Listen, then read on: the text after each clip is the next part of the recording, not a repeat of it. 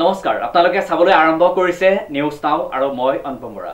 অসম জাতীয়তাবাদী যুৱ ছাত্ৰ পৰিষদৰ উদ্যোগত ৰূপায়ণ কৰা হয় এক প্ৰতিবাদী কাৰ্যসূচী। নিউজ নাওৰ এক বিশেষ প্ৰতিবেদন। অসম জাতীয়তাবাদী যুৱ ছাত্ৰ পৰিষদৰ উদ্যোগত সাব্যস্ত কৰা হয় এক প্ৰতিবাদী কাৰ্যসূচী। সমগ্ৰ ৰাজ্যজুৰি অৱস্থাত ধৰ্মঘাট কাৰ্যসূচী ৰূপায়ণ কৰি প্ৰতিবাদ সাব্যস্ত কৰিছে আৰু ইয়াৰ অংশ হিচাপে যোৰহাটতো যোৰহাট আয়ুক্ত মহোদয়ৰ কাৰ্যালয়ৰ সন্মুখত আজি যোৰহাট জিলা সমিতিয়ে এই প্ৰতিবাদী কাৰ্যসূচী ৰূপায়ণ কৰি ভাৰত চৰকাৰক সকীয়াই দিব বিচাৰিছে যে অসমৰ পৰা কা নামৰ ক'লা আইনখন শীঘ্ৰে বাতিল কৰক, প্ৰত্যাহাৰ কৰক।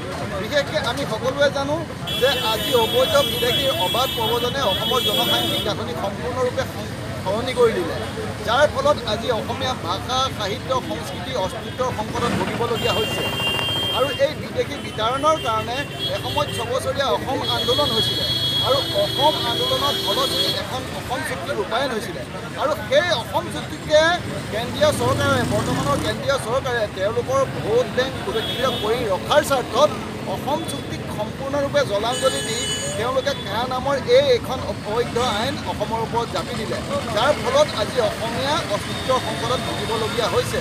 তেখেতসকলে কেৱল ভাষাৰ ভিত্তিত নহয়, ধৰ্মৰ ভিত্তিত, অৰ্থাৎ আমাক ভাগ ভাগ কৰিবলৈকে তেওঁলোকে ধৰ্মৰ ভিত্তিত আজি যিখন আইন জাপি দিলে, এই আইনখনে বৰ্তমান অসমক অস্তিত্বৰ সংকটৰ ফালে ধাৱিত হৈছে।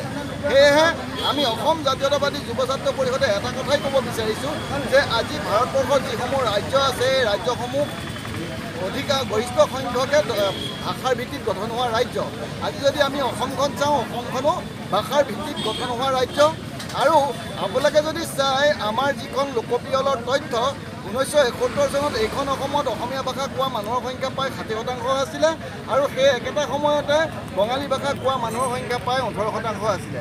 আৰু 2011 চনৰ তথ্য যদি আপোনালোকে চাই, চেঞ্চাছ যদি চাই, তেতিয়া আপোনালোকে দেখিবলৈ পাব এইখন অসমত অসমীয়া ভাষা কোৱা মানুহৰ সংখ্যা ক্ৰমান্বয়ে কমি আহি প্ৰায় 48% হ'ল আৰু বঙালী ভাষা কোৱা মানুহৰ সংখ্যা বাঢ়ি প্ৰায় 29% হ'ল। সেইকাৰণে আমি ক'ব বিচাৰিছোঁ যে আজি এইখন অসমতে অসমীয়া ভাষা কোৱা মানুহৰ সংখ্যা 50% নাই। অৰ্থাৎ ভাষাৰ ভিত্তিত গঠন হোৱা এই অসম নামৰ ৰাজ্যখন আৰু কিছুদিনৰ পাছত ইয়াত বঙালী ভাষাৰ অগ্ৰাধিকাৰ পাব আৰু অসমীয়া ভাষা অসমবাসী ৰাইজ অসমতে ভগলীয়া হ'ব।